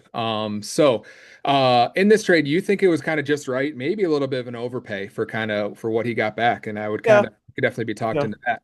How'd you feel? You thought he kind of came out a little behind on the giving up Snell for Naylor and Keller, right? I do, and that'll kind of lead into some of my points later. I think his rotation's held up fine over the year, but we'll talk about Keller it more. might be more likely to get a win quality start than Snell is, though. Yeah, I mean that's true, but I think his team from a head-to-head 2 week perspective, I think Snell would have benefited him more than what he got there Hmm. because he got Naylor and Keller, and Keller is on his bench right now, and he's got better options than Keller at this moment. Yeah. And Naylor is he traded Naylor, right? Yeah. Yep, he traded Naylor. So that brings us to his final trade, which was he gave up Bogarts, Yelich, Naylor, and Slade Ciccone, and got back Jeffrey Springs, Ian Happ, Jose Altuve, and Christian Walker. This one is frustrating as hell. I'm not gonna lie to you because, like, to me, it's like Chad keep can't keep getting away with this because Chad was in a pickle. Chad could not set his lineup, his best lineup, because of salary reasons. Yeah. So Bryce just Help came him out. in and is like, "Hey, buddy, I'm going to completely bail you out of that, Yeah. make you better." And what does Bryce get out of this deal? And maybe you can enlighten me about what Bryce is actually receiving in this deal. But he's taking a downgrade at first base. Altuve is fine, but he didn't. Hap has not really been great Yeah. from a fantasy standpoint. And he's giving Well, up Yelich and Naylor. He gave up the best two players in the deal, and Naylor and Yelich. He solved all of Chad's salary issues. And for what? For yeah. what? And again, to have these contending, and Chad was hitting my line a lot too at the end, and you don't really see too many contending teams trade with contending teams, and that's why this trade was interesting. But I mean, you just said what I was going to say. I was going to ask you, not based off names, just based off this year, who are the two best players in this trade? And it's Naylor and Yelich. Yes. It's Naylor and Yelich, and Chad got both of those guys. Now, not saying Springs and Happen Altuve don't give you a little bit of depth, but I hate to say it, nobody's sitting there going, "Man, I really hope I don't have an injury in the next couple." You can't really play for depth at this. Depth was the last 5 months. Yeah. You need to be going in with your best lineup now. Yeah. Depth don't mean shit right now. Yeah. And to me, this was almost like a depth move when you need to be going in for the playoffs. Altuve's doing fine, but he's having more of a down year. Walker's having a down year. Happ's having a down year. Naylor and Yelich are doing just fine. So this was definitely a head scratcher by Bryce. You and the worst part about it is you could make an argument that Altuve is probably the second best player in the deal. You could make an argument that Altuve is better than Naylor. Altuve, 18 homers, 57 RBIs, 6 steals, and a 342 on base percentage, Yeah, almost 60 runs. I think Naylor's got to Naylor's beat. got better numbers than that. 53 runs, 12 homers, 61 RBIs, more steals at 17, and a better OBP. Yeah. So you wouldn't expect Josh Naylor to have more steals and better OBP than a guy that made his whole career on steals and OBP and Altuve. It's just not who he is Right. anymore. But like, did you know how like what Bogarts is doing? Bogarts is very quietly basically playing kind of like Altuve. 46 runs scored, but 16 stolen bases and a 339 on base percentage. That's And I not could understand. playable. I can understand if Bryce said, "Hey, I don't have a second baseman," right? Because looking at his roster, Bogarts he is doesn't. fine. But Bogarts would have, right? Exactly. Bogarts was the. And again, it's just one of those things. Yeah, I don't know. Again, did it make Bryce marketably worse? No, but it didn't make him better. Yeah. And You if you know. look at like the roto standings, who's the one guy he had to pass up? It's Yeah. Bryce. And Like, and that's why the contending teams or trading with it's contending teams. Chad, I mean. Yeah, and that's why the contending teams trading with contending teams is interesting because you both have to think you're getting better, right? You both Yeah. have to think you're helping your own team. And sometimes I think he'll self-admit it. I think sometimes Bryce gets excited and gets hyped around trade deadline time and just wants to make a trade to make a trade, whether it helps him or not. Well, we've sat here and we've roasted him on like several of his trades this year, but like he has worked his way from last place after a month, worked his way back all the way up into second place and into contention. So like he's doing something right. He has won most of these trades Yep, from here and there. I agree. And his team is solid, or maybe his team was so good, and even despite losing some of these trades, it's still fine. But I do have the one thing to show you that might surprise you about why I actually have Bryce higher, despite being a little bit critical, which is let's go to our Roto standings, and we're going to organize this by date. So we're going to go over the last month here. So we're going to go from let's see Why, here. of course we would. Why wouldn't we go over the last month? Yeah, we'll go over last month. So since July, look who our number one Roto team is by a wide margin, by 10 points, by 115 points would be his Roto score for the last month. Let's go back 2 months. Let's go back to June 1st. And look who our number one Roto team is. Still Bryce with 116 points this time. This is a team that has been consistently the best team in the league over the last 2 months. I wonder if I even go back 3 months, if it would even be the same. It is still the same. He is still the number one team in the league over the last 3 months. That's not just a small sample size of 1 month or just like him playing well. So like we can't sit here and underestimate this team because Nope. it has been the best team in the league for the last 3 months. And so as much as I'm not happy with that move because it bailed out Chad and made Chad even better, it solved all of Chad's issues. It gave him a first base Yeah. upgrade where he was starting Cronenworth. It solved his salary issues, and I'm really pissed about that. That he bailed him the way that is, but I guess this team is just going to keep overperforming, I guess what we kind of expect it to be. So getting into what this team actually is, I think that yeah, it doesn't have the 20 home run guys, but you're really underestimating. You called Bobby Witt and Vladimir Guerrero not 20 home run guys when we know that those are two power threats. He's got Walker at 15, which is a downgrade from Naylor. I don't know unless he doesn't view it that way. He's got Augustin Ramirez who hit two more home runs today. He stole 2 bases yesterday. He's playing his ass off. He's got Juan Soto, 25 home runs. It's got a bunch of stars on it. Profar, who was obviously out with PED, but has played okay since coming back, playing in the Atlanta lineup. O'Neill, who's playing better. CJ Abrams, who is rising star in this league, and Barger, who had he been playing in the first month of the year, would have 20 home runs by now based on the way he's played well. So like, yeah, sure, you can look at the arbitrary 20 home run mark, but this team has plenty of pop. It has a little bit of speed. The rotation leaves a little bit to be desired because I don't really trust the guys in his rotation, but at least he's got And, options. and you know what's funny is all those numbers you brought up in the last 3 months, most of his roto score was coming from pitching. Hmm. And that's my thing is as you know me, I'm all about, hey, if they've done it for 5 months, you got to trust it, right? And that's what I want to say about Bryce because I'm not saying his team's bad, Hmm. but after Skubal, tell me you trust that pitching. I don't trust it. Yeah, I don't I trust don't it. trust it. I mean, I'll be honest, Yeah. Pavetta's been great. Look at his career ERA. I mean, Mhm. he's a 4.5, literally a 4.5 career ERA guy. Yeah. So my thing is, I would rather play Bryce than Phil, than Chad, than Yeah. you, because my thing is the lineup should be balanced. But again, I can almost point to every single one in his lineup and say they are having a down year. Hmm. I mean, Christian Walker, down year.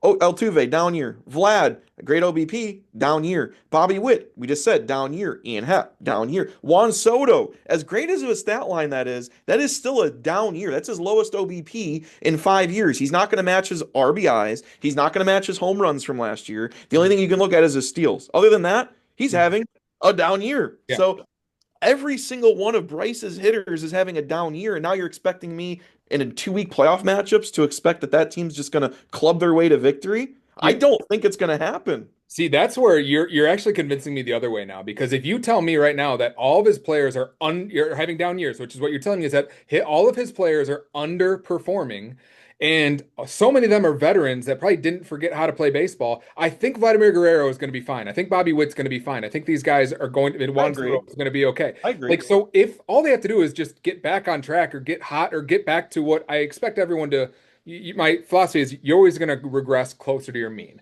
Right. Eugenio Suarez, I don't expect him to keep up the pace he's on. I expect him to get back, regress closer to the pace of what he's been his career, which is a 30 home run pace, not a 50 home run pace, right? So like that's what I expect each player to be, to expect back to what your average is. If all these players get back to what their average is, which is all-stars, then this team wins the league. It wins Roto and it wins head to I head. completely agree with you, but at some point we got to realize we're 110 games into an 160 game season. Like we can't expect Yeah, but eight dudes. You prolonged can't slump. expect 8 dudes to progress back to their means But either. even if four of them do, he didn't Sure. get all eight.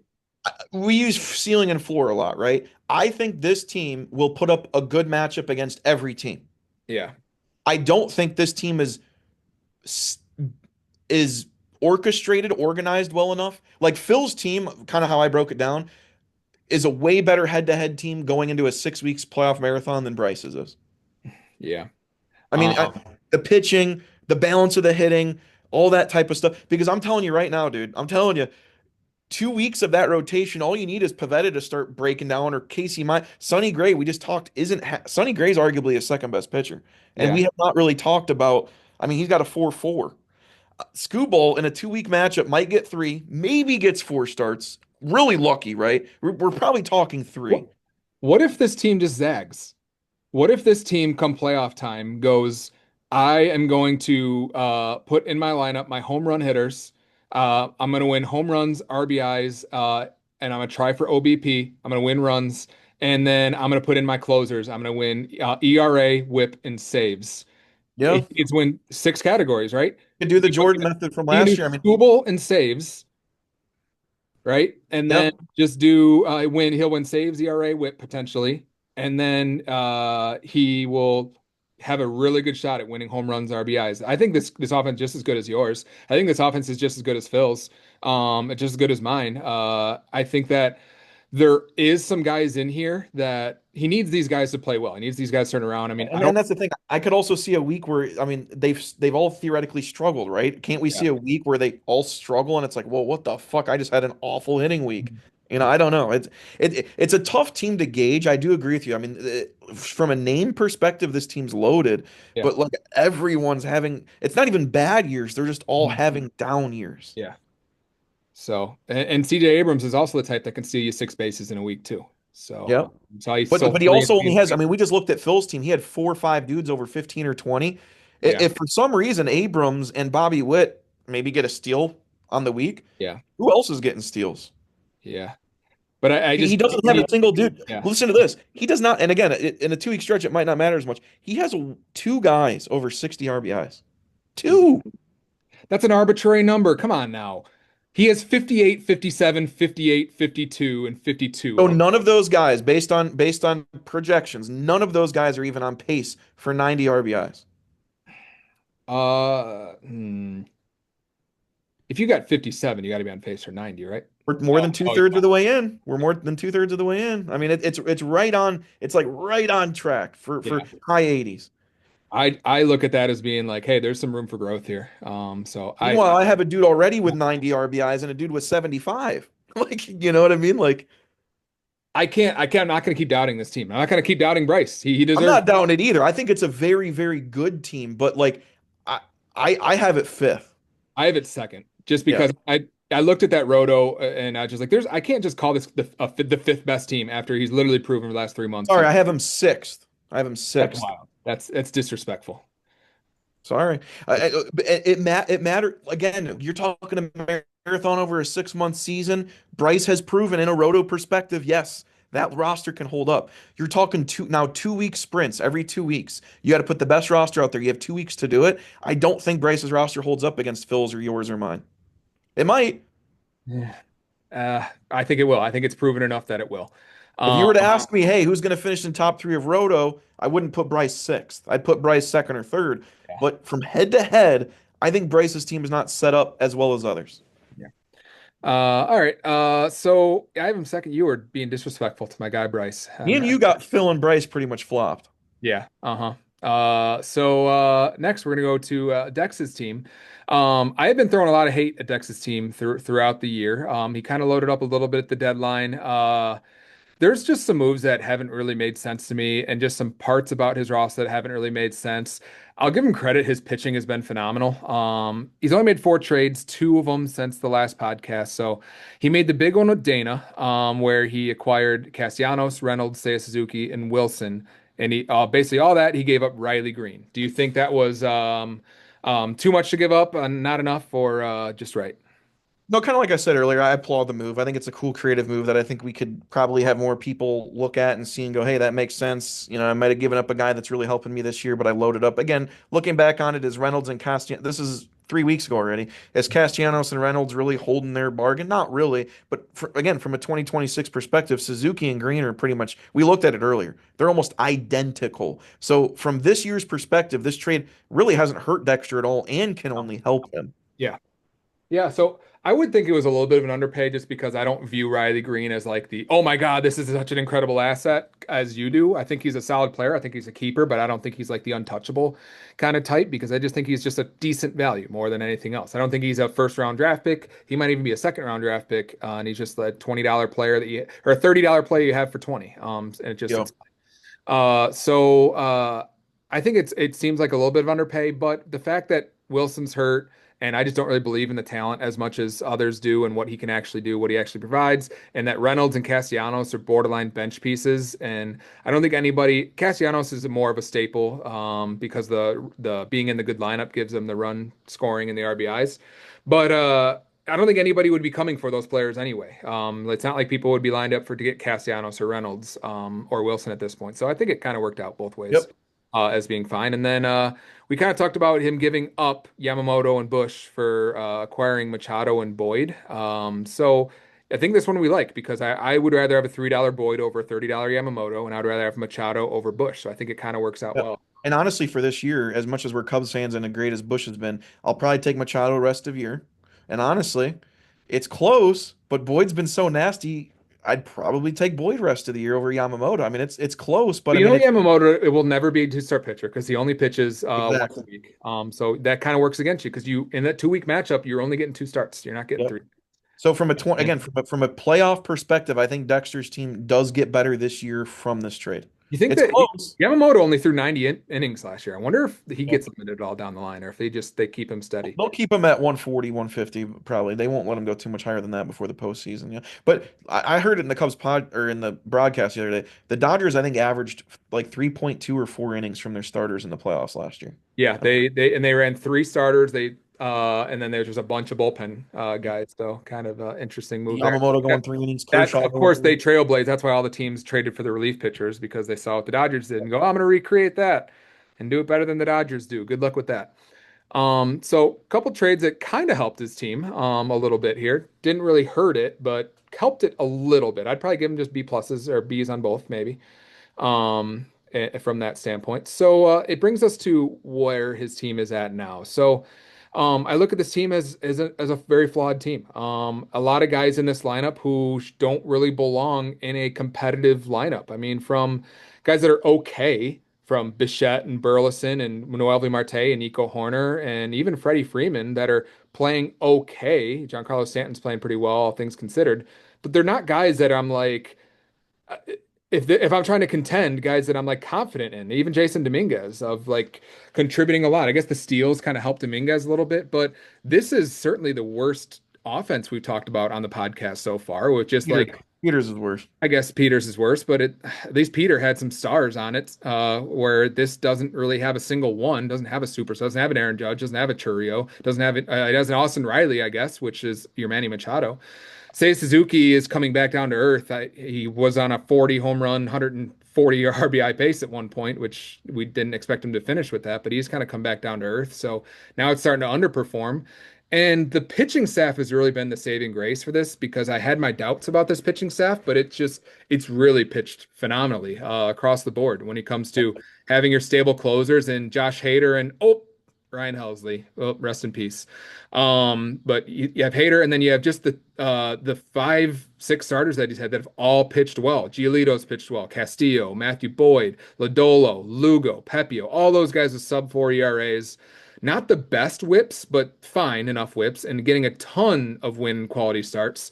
Strikeout numbers aren't great. They're all kind of averaging under a strikeout an inning, but they go deep into games. So like you're getting 6, 7 strikeouts anyway. And the hater strikeout differential makes up for a little bit too. Yeah, does a little bit when you get 74 from Hader. Kind of closes that gap a little bit. So I mean, the pitching staff has been great for him. Really, the saving grace for him. Just guys that are just steady all year. But it's like an unserious team. It's just a team that's just destined to finish fifth place in Roto and not a team that I really take seriously head to head at all. And it has potential. Well, There's guys that could have been moved to help this team and just didn't do anything, I guess. That's I it. I'm gonna you might call me crazy, man, but again, in a 2 week matchup, I'm probably going to take this team over Bryce's. Um, I mean, here's the thing. I just counted. This team can't compete with Bryce Here we in a go. way. You ready for this? We'll go with Marte under a 327 OBP. Bryce has in his lineup, and I know it's only one stat, okay, but I'm gonna make more off of it. Under 327, Bryce has one, two, three, four, five, 6 players in his lineup under a 327 OBP. Dexter has one. Hmm. Okay. The numbers aren't going to pop as much. Okay. But he's also got a few guys in there that haven't played a lot. Stanton's got 9 bombs and 100 at bats, 120 at bats. I know his health's a concern, but this is the time to be healthy right before the playoffs start. Okay. He's got another dude, Noel Marte, on 150 at bats. You times that even by 3. I've been a big Noel Marte fan. Those are fucking good numbers. Yeah. So I mean, that's what I'm saying. Like Dexter's team's kind of sneaky good. Freddie Freeman's got 12 bombs and 60 RBIs, but no one's not happy with him in your playoff lineup. Yeah. I mean, Yeah. William Contreras, You've been a heavy critic of Freddie Freeman for his lack of pop, but you just got to understand what you're getting out of him. right? Exactly. William Contreras, we can argue, is having a very, very down year, but again, it's still solid. So my thing is, I think really when you're talking category by category, OBP, you're talking runs scored, you're talking this or that. This team, Springer injury, we'll see, because this Springer's been on fire, right? That's a big one there. I don't think this lineup is as bad as you think, and I think it can compete with Bryce's, I don't and that's think it can because here's why. Because this team cannot outslug Bryce. It will not hit more home runs than Bryce. It will not get more RBIs than Bryce. I don't think it'll get more runs than Bryce, but I think it could be close. And this team will not get more saves than Bryce. So it has 4 categories where I feel like this team will not beat Bryce. Bryce can compete in strikeouts because Bryce has enough guys that if he wants to throw starters out there and yeah. beat his team in strikeouts, he can with Skubal and the other guys that he has. He's leading the league in strikeouts. So if he wants strikeouts, he can. If he wants saves, he can. And then he could do strikeouts one week, saves the other week. And then it's just going to come down to steals, where this team doesn't have a lot of steals either. Neither does Bryce, but this team doesn't have a lot either. And then OBP could be a toss up either way. I like this team's odds to win OBP. But then you kind of get down to your ERA whip. I mean, that could just be one bad start. Anyone could have a 2 ERA or 3 Sure. ERA for a week, and one good start, one bad start, one way or the other could make or break your week. It can kind of Yeah. be a I mean, tough. I'm taking Bryce's offense more than Dexter's. I'm not saying I like Dexter's offense more, but I guess what I'm saying is I think OBP's in the bag. Stolen bases, I think, is a toss up. And then runs, who knows, right? Home runs, you're probably right. RBIs, you're probably right. But when it comes to pitching, I know Bryce has Skubal, and I know his pitching roto-wise has shown that it's done it all year. But when you're talking over a 2 week matchup where these guys are getting we're talking 10 to 12 starts in total, maybe a little bit more from your starting pitchers, I'm probably liking Dexter's odds more. Maybe not in K's, Whip it close, but K's wins quality starts. And what if Skubal has one bad game and gives up 4 runs in 5 innings? Now you do have to trust everything behind Bryce's Mhm. number one. And that's again where I just go, eh. I think Dexter's has got more of that better balance from the top to the bottom, where I would rather. I don't think his team's, like I said, better than mine, yours, or Phil's or Chad's, but that's why I have it above Bryce's, Peter's, and those other like. I like it a little bit more than you because I Yeah. think in a 2 week playoff matchup, Lugo's very consistent. Lodolo's really, and these are guys that have done it before. Pavetta's Oh, I done it disagree. before. These pitchers are not pitchers that are What do you stalwarts mean? you can trust. What do you mean? Lodolo's this is his first time ever being good. And we I don't know how many disagree. we don't know how many innings he has left. He's at 128 right now. Seth Lugo's been amazing in He the had past. 115 last year. I don't think they're letting him throw 200 this year, and a week they're not making the playoffs. Pepio's shown a little chinks in the armor here, and I don't know how many innings he has left. He's probably fine, but he also got lit the hell up in his last start, and he's starting to come back down to earth. Lugo's been steady, but you're not getting strikeouts out of him. You kind of know what you're getting there. Castillo is not getting any younger. He's starting to get batted around. His fastball's losing velocity. His whip is going up, and I just don't really trust him. We know Giolito isn't trustworthy either. Boy, this is this first time ever doing this. It's calendar year of being fantastic, but it's also we don't know how much juice he has to sustain this. He's never done this for a full season either. So I disagree that this is like a locked and loaded. I can trust all of these guys, and he doesn't have any depth outside of them either. But here's another thing. Listen to this one. Listen to this one. And I know it doesn't matter as much in a 2 week stretch, but wins quality starts, okay? 13 or more. Dexter has one, two, three, four, five. Okay, five guys. Yeah. That's depth. That's consistency that you're gonna have in your rotation. Peter has three. Pavetta, who can we trust? Skubal and Oh, Sonny Gray. Bryce, not you said Peter. You mean Oh, Bryce? sorry, Bryce. He's got Sonny Gray, Pavetta, and Skubal. That's it. Those are the three. Oh, he's got Look, Keller and he's got Springs. And Dexter, his entire rotation is third. I mean, why aren't you counting Keller and Springs?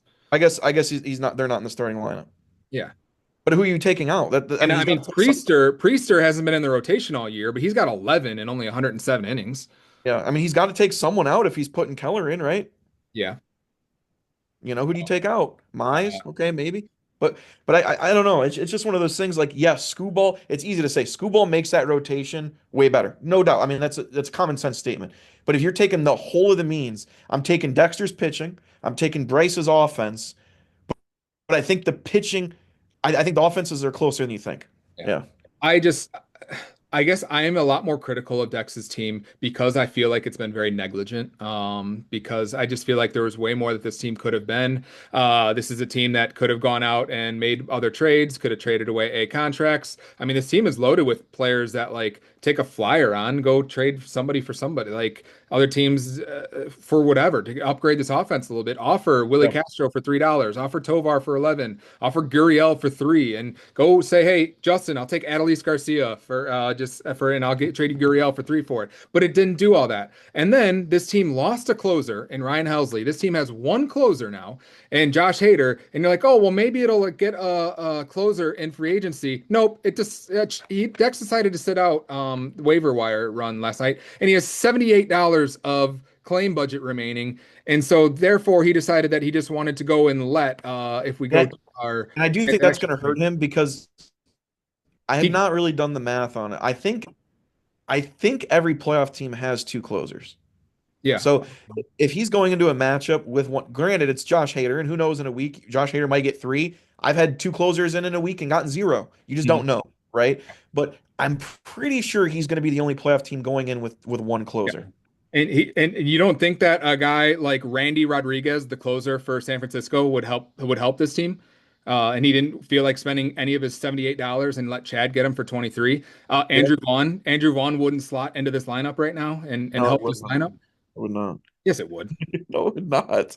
Colson Montgomery would be an upgrade in this You're lineup. not putting him in. You're not putting him over Machado, Stanton, or Freddie Freeman. Uh, yes, but you would move Freeman to third. You'd move Noel V. Marte to the Freeman outfield. can't play third. I'd put what? Freddie Freeman? I meant Machado. Machado to third and Noel V. Marte to the outfield, and then you can put Vaughn in at utility over Burleson or over Springer. Colston's out playing Vaughn. He has the same number of stats in 2 weeks as Burleson has in the year. Doesn't Vaughn have a 270 OBP or something? Like what the? He's been killing it. It Yeah. just, I don't know. It's negligent. Just sitting on your hands, not even trying to upgrade anything. I don't know. So I just think it's a very blah team, and it's not going to go anywhere. I don't. It doesn't match up well against anybody as well as you think it does. I could be wrong. He's hung around in Roto longer than I thought he would. He's ahead of me in Roto. He's got 2.5 more points than me. I don't think that's going to stick, but here we are. His pitching has gotten to this point, so I guess it's a little bit more. So. I mean, I'll say this. I mean, in terms of pitching wise, like I said, I think I like, obviously, I have it ranked higher. I like your team more as a whole because I think your offense is better, this and that. But from a pitching perspective, Yeah, I clearly I better would than that. make you have Valdez DeGrom, which yes, I think that 1-2 is tougher. But again, I don't even think yours and Dexter's as a whole Oh, yeah. rotations There's that no different. argument there. If you look at the numbers, yeah, because Yeah. his rotation's been great.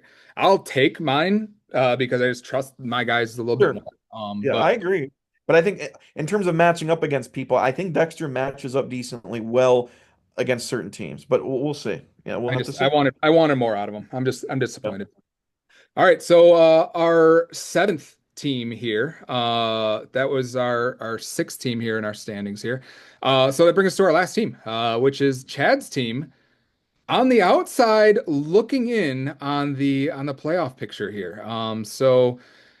Uh, with that being said, he's made a few trades. It seems like his shit don't stank. Everything he touches turns to gold with some of these moves here. He even gets his buddies to bail him out of trades and out of tough financial situations. It's nice that to have a friend like Bryce to when the going gets tough, he can give you a nice little loan, a little cash advance, one might say, to help you out, set your lineup.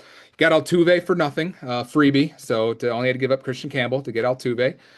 He got Cam Smith for Soler, so he got Cam Smith for free. Awesome. Didn't have to give up anything for that because Soler is nothing. He got this package of great players for James Wood, who James Wood has done nothing in the last month. 2 home runs, 6 RBIs, and a 272 OBP. So since this trade, James Wood has done shit. And meanwhile, Corbin Carroll and Xavier Edwards and Ketel Marte, although granted, they're not really playing that great either. The three of them, Marte, 2 home runs, 3 RBIs over the last month. Corbin Carroll, 1 home run, 7 RBIs. So, I mean, I guess it's not really all that great when it comes to impact over the last month. Um, Edwards playing okay, but not a guy that's in his lineup. He swindled Phil, giving up damaged goods for Christian Walker, who I, that's a head scratcher to me. I don't know really what we're doing here because Bubic was, I guess you just didn't read the tea leaves there. Bubic was healthy when the trade was made. I just wouldn't have made it. Which then he was able to turn Christian Walker and pieces into Josh Naylor, Christian Yelich, Bogarts, and Slade Ciccone, who have all had their different ways of upside. Josh Naylor and Yelich are probably the best two performers in the deal. We already talked about that. Bogarts is playable if you need some steals at some point or some lineup flexibility with second and short there. You can put him in your lineup, but he's just going to be on his bench anyway. Ciccone has had flashes as being an okay pitcher, not a guy you want, but I mean 3.77 ERA, 1.21 WHIP, that'll play. At a chance at a Cleveland rotation who usually they figure out their pitchers. And all he had to do was give up Ian Happ, who wasn't in his lineup, Altuve, who's underperforming, Springs, who wasn't in his lineup, and Christian Walker, who was on his bench, or no, he was probably his first baseman, but he's been ass all year. I do not understand it. Chad didn't have to give up anything to get these upgrades across the board, and now he is just loaded. He is set up, and why didn't he have to go Bubba Chandler or anybody in this deal?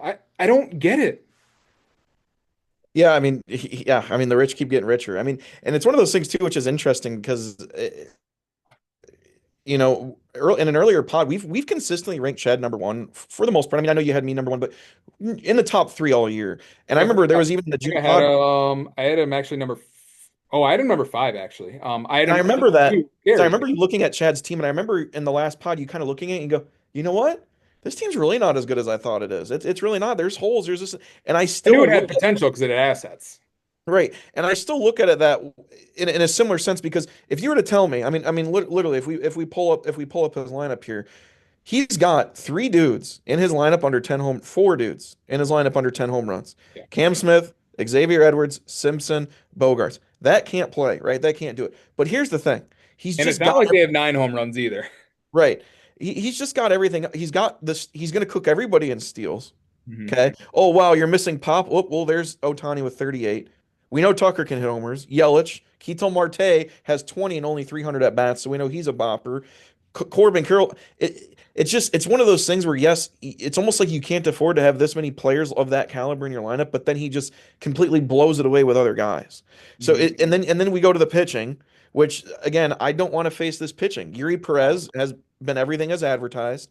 Randy Rodriguez, I mean, where did he come from? Joe Ryan is one of the best pitchers in baseball. Christopher Sanchez has been one of the best pitchers in baseball. Zach Wheeler arguably is the best pitcher in baseball with Scooble. Palencia is one of the best closers in baseball. I mean, literally, he does not have a hole. I Yeah. mean, Fucker don't miss. he does not miss. And again, I might not. Here's the thing with Chad. I might not say he's got the best lineup out of all seven playoff teams. I might not even say he's got the best rotation out of all seven playoff teams. But I bet you he's probably second in both, Yeah. or maybe second and third. I don't think he's best in either. But Yeah. the culmination of both has him as my number one. Yeah, he's my number one too. I mean, it's clear as day, and his one problem was his salary cap issues that didn't allow him to get what's his name, Devin Williams in his lineup. So if he wants to go three closers, he can. If he wants to go two closers, because he picked up he's got Palencia, he's got Devin Williams, and he got Randy Rodriguez. So he's malleable too. So where if he wants to steal saves in a week and try and go three closer, if like because if you have that good first week from a pitching standpoint, like if you're winning ERA and WHIP. Then you just go, okay, I'm already winning ERA and WHIP. I'm just going to go lock up saves now. Throw in the three closers, the guys that aren't going to hurt my ERA and WHIP. Like the other guy has to press. He has to be the one to say, well, if I'm not going to win ERA and WHIP, I'm just going to go all in on strikeouts and wins quality starts. And Bryce has Chad has the ability to be flexible here. He can win stolen bases. He can win um, uh, all the pitching categories if he wants to. He can go for strikeouts. He can go for wins. He can go for saves. All that kind of stuff. And that's So. the thing is he doesn't even need to with the amount of steals he has.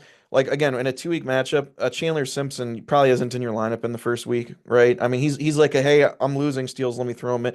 I mean, he's just got so many of those guys. I would even argue Xavier Edwards is the exact same. I don't Yeah. know if he's got the guys on the bench to really replace that, which is why, Volpe, yeah, Volpe I honestly, would probably put in there with the power and the RBIs over I Edwards don't and know why you'd even put Edwards in over Volpe. That's a head scratcher, but right, maybe. exactly. So even that's rectified a little bit because Well, like he I needs said, to have Muncy back too at some point. yep. And that's I'm what I'm glad saying. Bryce was able to solve that issue of him being able to put Muncy into his lineup because he wouldn't have been able to before, but now he can. Yep. Yep. And like I said, Yuri Perez has been awesome. Joe Ryan, no one wants to face Joe Ryan, Sanchez, and Wheeler as a 1-2-3. And then all of a sudden, Yuri Perez comes out of nowhere and is pitching lights out. I mean, it's going to be definitely tough to compete against. Who else was going to bail Chad out of that? I don't understand it because, Well, nobody because all the top teams bought already, yeah, and none of the top teams could really afford the $55 contract either. yeah, I offered him the trade that he sent the receipt for to get the giggles, and I was like, well, yeah, like I'll solve your issue, but I'm gonna make it hurt. I'm gonna make it sting when I offered you Bubba Chandler and Devin Williams for Finnegan and Leiter. Like it solves the issue. It's closer for it was at the time it was closer for closer. I'm gonna in order to fit in a cheaper closer in your lineup, I'm gonna make you pay Bubba Chandler for it. And he laughed at it, and I was like, okay, well, like what else are you gonna do? Oh, well, I guess when you got a buddy like Bryce, and I'm not saying that maliciously, as in like collusion or anything like that. It's just It's just something you don't think about sometimes, probably, yeah, and from Bryce's perspective. Yeah, he probably just didn't think of that. yeah. So because especially because like this is probably the one thing that's gonna allow Chad to set his lineup the way and maximize it and keep himself ahead of Bryce. Bryce will now not be able to close the gap on Chad, and it looks like it's our best team. I don't know if you call it a super team, but it's our best team. Now, So now I here's the fun I thing. feel better. This is now this is a good way to cap it. Okay, this is the best team. We both agree, and I don't want to say it's not close, but I do think there's at least a little bit of a gap, a tiny gap. Okay. Mhm. Now the question is, based on the way the matchups are going this week, does Chad even make the playoffs, man? Yeah, That we're all praying. we kind of The buried the playoff lead a little team. bit there. Every single playoff team is praying that Yeah, Chad doesn't make the absolutely. playoffs. And honestly, there's a good shot he does not make it, Kyle. There's a Okay. good shot he doesn't make it. So he is one game behind Dex. He is 3.5 behind Bryce. He is four behind Peter. All And right, I don't think he's making up any ground this week. those are kind of the big ones. Let's see where he is at here.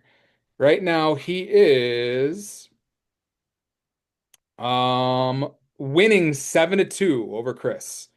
So that means he'd be picking up. But Bryce He is up 9-1. So he's Bryce is gonna gain if this holds. If this holds right now, Bryce will gain a one and eight a and half. a half. Yeah. He's Let's gonna see catch. here. He's gonna catch Peter by 4.5 though, Yeah, that's the and big one. Peter's tumbling. That's the big one. He's gonna lose 1.5 on Dex. So it might come down to can Peter hold off one more fucking week, or is he gonna do the I Peter don't thing and tumble and let Chad in? I don't think so because I even look at like where Peter's at. Peter needs. I guess he can. Peter can take OBP, he can take RBI with a good tomorrow, but he Days. needs strikeouts. I don't know if he has pitchers left, I and mean, literally, him just picking up one or two categories tomorrow is huge. It's huge. or we need Chris. Chris needs to come through with a couple home runs. He got Chris can take runs. He can take home runs. Chris, does he have pitchers tomorrow that can steal strikeouts or win? In the same breath, Chad could also get saves, Yeah. OBP. I mean, Um, I'm telling you, man, it's going to be tight. And I think I brought this up earlier in the chat. It's not just is Chad going to get in. We're looking at almost between me, Bryce, because Peter's struggling this week. Otherwise, Peter would be literally right there. Me, Bryce, and Chad are going to almost be in a three-way, almost virtual tie for the division heading into the last week. yeah. And Bryce and Chad play each other next week. Yeah. Oh, That's interesting. huge. That's huge. Oh, that's okay. I like that. I like the sound of that.